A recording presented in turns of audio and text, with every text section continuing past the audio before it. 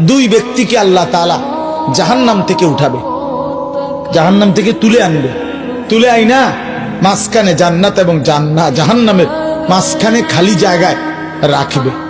রাখবার পরে মানে বসাইবার পরে, একবারে হাদিস এটা, বসাইবার পরে আল্লাহ আবার বলবে ওই দুইজনকে, যাও জাহান্নামে আবার ঝাঁপ দাও, মানে আবার যাও জাহান্নামে যাও।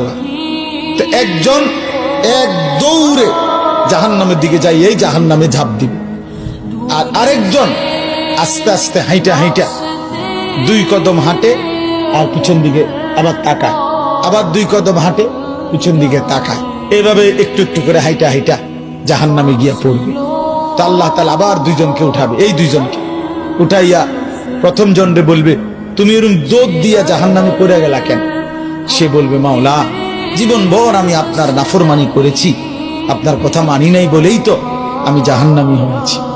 আজ যখন আপনি আমারে জাহান্নাম থেকে তুলে ওই মাঝামাঝি জায়গাতে রাখছেন, রাইকা আবার যখন কইছেন জাহান্নামে যাইতে, পড়তে, লাফ দিতে, তো এটাও তো আপনার একটা হুকুম।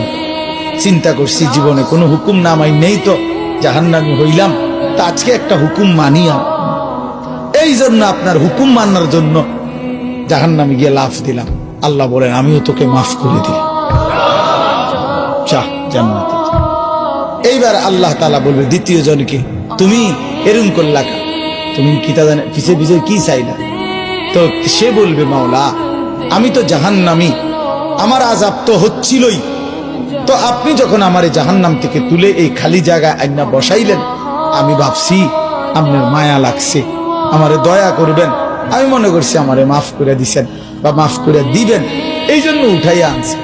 এখন আবার যখন আমারে জাহান্নামেই পড়তে কইছেন, যেন আমি একটু একটু আগাইয়া পিছন দিকে চাই, আপনি কোনো ডাক দেননি, আপনার মায়া জানি আবার লাগেনি কোনো, আপনি আমারে ডাক দেননি।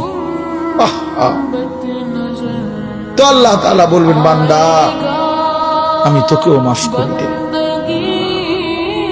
যা তুইও আমার জান্নাতে যা।